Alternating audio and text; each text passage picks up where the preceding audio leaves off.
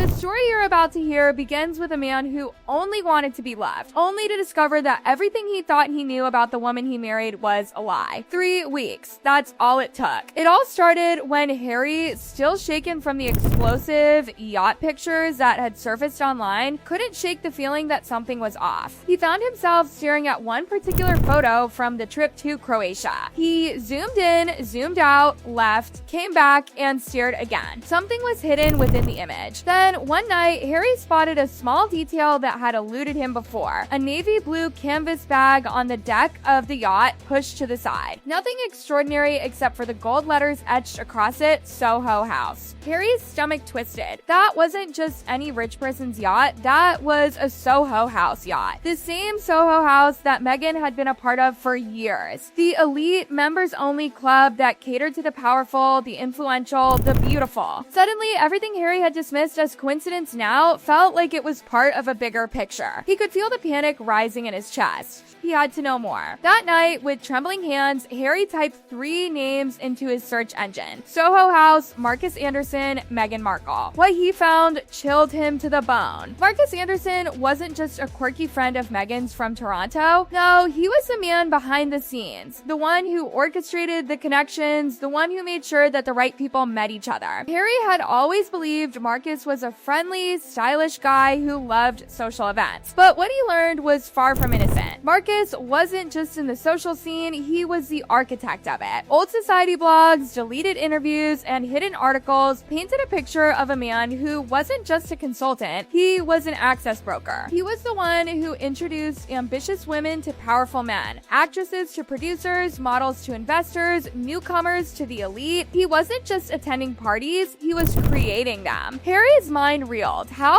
had he never questioned Marcus's omnipresence? He had been there at their wedding, at polo matches, at charity galas, at every significant event in Harry's life. Always there, always watching, always close. But it wasn't just Marcus who Harry now questioned, it was Meghan. What if Marcus wasn't just a friend? What if he was something far more sinister, her handler? As Harry dug deeper, hours passed and his world began to crumble. Every detail he uncovered, photos, timelines, overlaps, suggested a calculated climb, a carefully designed ascent into the highest echelons of society. Yes, but Harry couldn't bring himself to believe it. He wanted to believe it was all a misunderstanding, that the dots didn't connect as clearly as they seemed. But then the phone call came. Late one night when Meghan was asleep, Harry dialed a number he hadn't called in years. A former Soho House member who knew that world like no one else. When the phone answered, Harry could barely whisper, "I need to ask you about Marcus Anderson." The silence on the other end of the line was deafening. Then, finally, the man spoke. "Marcus doesn't run a social circle, Harry. He runs a finishing school. Not for manners, not for etiquette, but for access. He trained women to move through the elite circles, teaching them how to dress, how to speak, how to act, so they'd never look out of place. He gave them the connections they needed to make it to the top." But that wasn't the worst part. Marcus didn't just introduce people.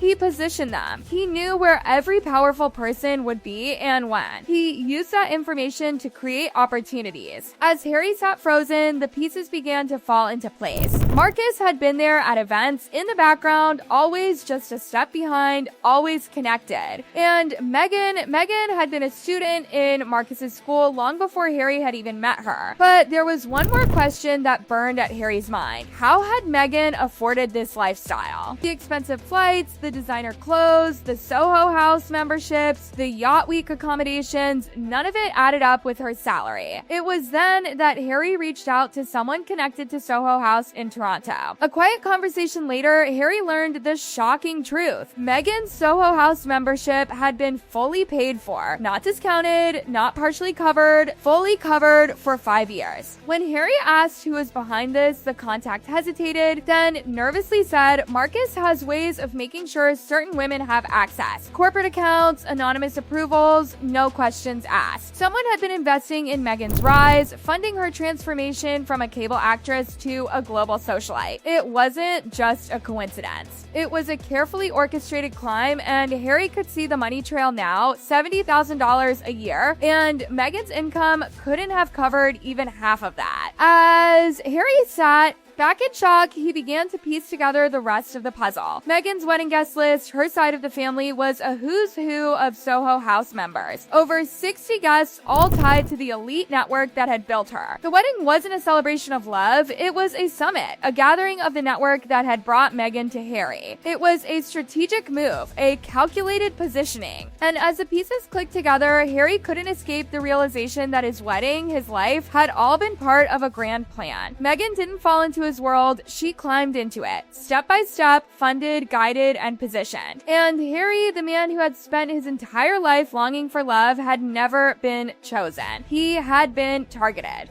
The truth he had refused to face now whispered in the dark of his mind. Meghan didn't love him for who he was, she had targeted him for who he represented. And now, Harry had to live with the nightmare that his entire life had been a carefully constructed illusion. Harry lay awake at night, staring at the ceiling, his mind spinning in a whirlwind of revelations. He kept replaying every moment of the past decade, each conversation, each encounter, each smile that now seemed like a carefully orchestrated performance. Was any of it real, or was he simply the last piece in a puzzle that had been set in motion long before he even knew what was happening? The more Harry thought about it, the more the truth began to gnaw at him. He remembered his brother William's warnings he had dismissed in the heat of his own happiness. Harry hadn't wanted to believe it. He had ignored the voicemails, convinced that they were just another form of interference from the family who didn't understand his love for Meghan. But now, with every piece falling into place, Harry couldn't help but wonder, was William right all along? In November 2017, before Harry had even proposed, William had left him a voicemail that he had never listened to. It had been one of those moments where Harry, in his excitement, had pushed the message aside, dismissing it as just another attempt to control him. But now, sitting in his office in the dead of night, the voicemail played in his mind. Harry, you need to listen to me. Palace security ran a background check. Meghan's been part of the Soho House crowd for years. Marcus Anderson's reputation is well known. He positions women. She's been photographed with men from your world since 2014. This isn't random. Please look into this before you propose. Harry froze, the words crashing down on him like a wave. He had deleted that voicemail without a second thought, thinking that William was just trying to ruin his happiness. Now, the truth behind those words rang louder than anything Harry had ever known. William wasn't trying to control him, he was trying to protect him. He had intel. He had been trying to save Harry from the very thing Harry had now uncovered. The truth hit Harry like a punch to the gut. Meghan hadn't stumbled into his life by chance. She had carefully positioned herself, guided by Marcus, strategically rising through the ranks of the elite, one connection at a time. Harry had been the final piece, a royal title, a fairy tale ending. He had been the prize, the trophy. As the days passed, Harry couldn't shake the feeling that his life had been turned into a lie. He tried to distract himself to go through the motions of his daily routine, but every corner of his existence felt tainted. His interactions with Meghan, their life together, every moment they had shared now felt like part of a scripted performance, a role he had been unwittingly cast in. He felt trapped in a life that had been constructed around him, a life he had never chosen. The dreams of love and happiness that had once filled his mind now seemed hollow and meaningless. Every word Meghan spoke, every gesture she made, now felt like part of the act. And worst of all, Harry couldn't escape the nagging feeling that his family had known all along. They had seen the warning signs, but Harry had been too blinded by his feelings to listen.